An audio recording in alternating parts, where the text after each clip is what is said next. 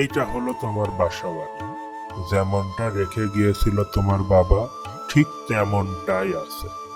যাও তুমি ভিতরটা একটু ঘুরে ঘুরে দেখো।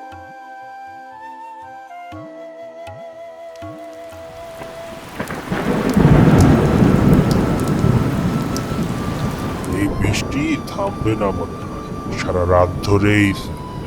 এই নাও তোমার খাবার।